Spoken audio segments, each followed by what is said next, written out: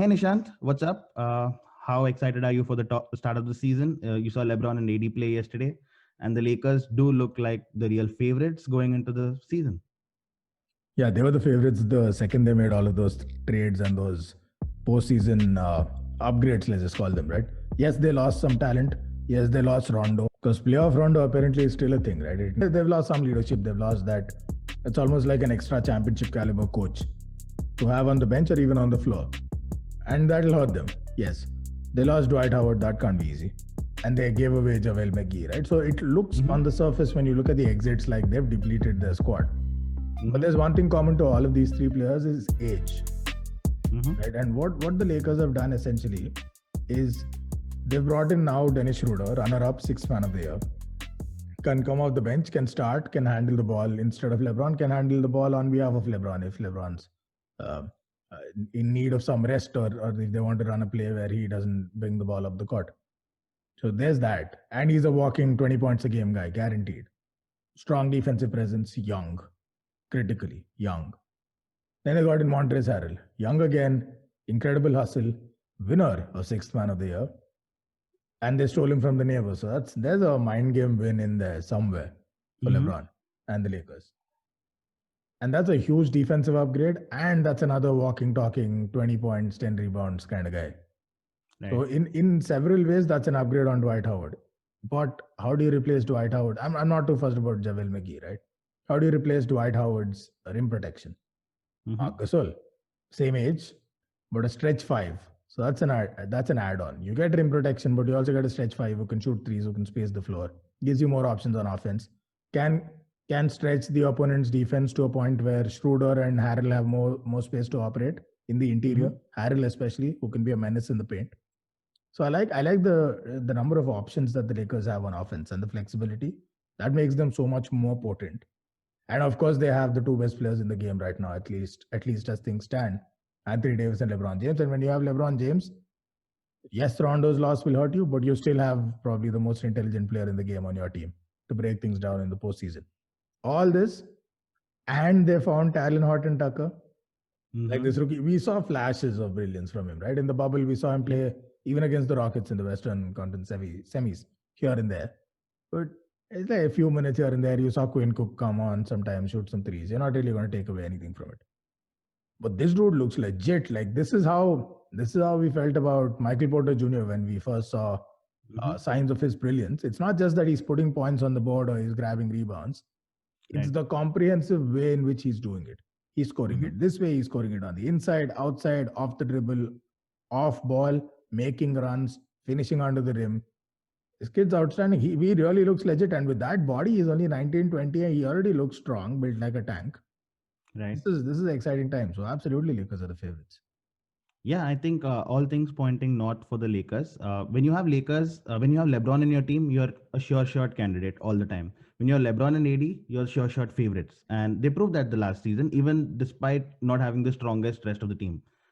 Now, every podcast you listen to, every show you hear, every article you read about the NBA preview and all of that, everything points towards Lakers being the favorites, and the discussion starts from the second best team and who are going to be their challengers and who's going to challenge the Lakers. It's kind of a given that the Lakers are runaway favorites this season, and Right. because there's no stopping LeBron and AD, it's a proven formula. Hmm. Two of the three best players in the league right now, and both together in one team, impossible to stop.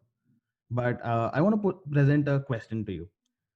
How do the Lakers not win this season? Like, what can absolutely go wrong for them that they don't Right. win this season? Like, is there any weakness in their whole squad, or strategy, or something that they're overlooking, and something all of us are overlooking, that Lakers might not win this year?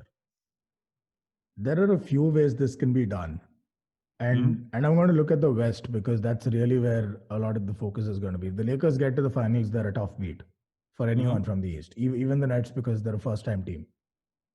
In the West, and that's really where, again, sadly, I think the NBA is going to be about who comes out of the West. If that team's the strongest team, they win easy. If that team's even remotely strong, they win, or they're highly likely to win. It's only when like this underdog out of nowhere, like Miami last season, comes out of the West, maybe you can give the Eastern Conference teams a chance. Mm-hmm. Now, within the West, Denver are still a threat, right? They're a threat in the postseason. Let's forget where they finish in the regular season. In the postseason, they're a nightmare matchup, the way Miami were last season. But what's the one thing we know so far about Denver? And maybe Jokic gets even better, right? Yep. Jokic takes on 7-footers and 6-footers alike, rips all of them to shreds, makes them look like a joke while having a smile on his face, can pass the ball out from the low post. He kicks it out, sets up great open shots. He scores in the paint. He has low post moves. He's a dominant big man. We saw that against Harrell. He just demolished Montrezl Harrell against the Clippers. We saw that against Gobert, who's one of the most premier defenders in the league, DPOY from the year before. But where did all of that come apart? And you could attribute some of that to fatigue, but where did all of that come apart? When he went up against Anthony Davis. Lakers still have him. He's not like he's old. He's nowhere close to 30 yet. Yep. I don't think he's approached his prime still, and that's the frightening part. You're yet to see the best of Anthony Davis, as is the case, of course, with Giannis and Luka and the rest. So they have that covered. I really think Lakers have that covered. Denver cannot beat the Lakers over a series of 7 games. They can make it close. They can't beat it. Who can? You're going to look at the Clippers again. Yep, we just saw them was my choke. next question. Yeah, and this is a depleted Clippers. This is a depleted Clippers because they lost Harrell. Yes, they got Ibaka. In a Moneyball sense, yeah, maybe you got your value. This man can defend, he can score, he can whatever. So in just a stat sense, on paper, you've replaced Montrezl Harrell. But Montrezl Harrell was a cornerstone of the franchise. He was the heart and soul of that team and a big part of their culture and the way they play and the way they treat practice.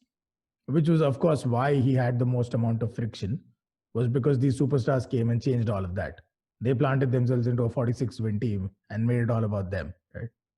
So they've lost that. Is that replaceable? It remains to be seen. And in the locker room with already so many intangible issues going around, this is one more that they have to contend with and that they have to solve. This is why it was so critical, even more than the Ibaka acquisition. As amazing as that was, that's a great move for the Clippers, don't get me wrong. Their number one priority should have been to somehow get Rondo, if not Chris Paul. Chris Paul's too much of an effort, get Rondo. Like they could have done that. They could have easy. You're telling me you had 16 million a year for Marcus Morris and you couldn't find money for Rondo? Right. Doesn't make sense unless they're absolutely sure of themselves. And if they are, I'd question that. Because clearly there is a void there in terms of leadership. So I'm not looking at the Clippers either. Rest of the West, don't care. They might be good. They might have great seasons. They can't compete with the Lakers as of now. So where can all this go wrong for the Lakers? The most obvious answer in any sport, fitness. If they deal with a freak injury or if some athlete for some reason is missing for large parts of the playoffs, might be a problem. Even then they'll cope, and as long as it's not LeBron and AD. Those two, it's just too much. Basketball only has 5 people on the court. When 40% of your lineup is the best 40% possible in the league, that's a tough beat. So the only way I see this going wrong is if they have injuries and if health hits them. Because the alternative is what? Locker room issues, team chemistry. Can't see that happening. Not with that team, not with that coaching setup. They're already champions. They know what that DNA means. It's not like you're second guessing yourself at every stage. And they have LeBron James. It's never been the hallmark of LeBron James is that the teams are always tightly knit. It's always his leadership just about ensures that. And that's a priceless asset to us. That's why you get all those big bucks. It's not just the game. It's everything else you do off the court. It's leading by example. It's what Kawhi was accused of absolutely not doing. It's what James Harden, we're now hearing, never did, right? So I don't see that happening. The only third possibility is if somebody has the kind of breakout season that nobody saw coming. Like everyone expects Luka to be MVP. But do you expect him to put the ball on the floor and demolish the Lakers with AD and LeBron? Not plausible. Not impossible. Doesn't seem plausible. If something like that happens, sure. So it's either freak injuries or just some hitherto unknown Michael Jordan-esque player. Because otherwise the Lakers are winning this.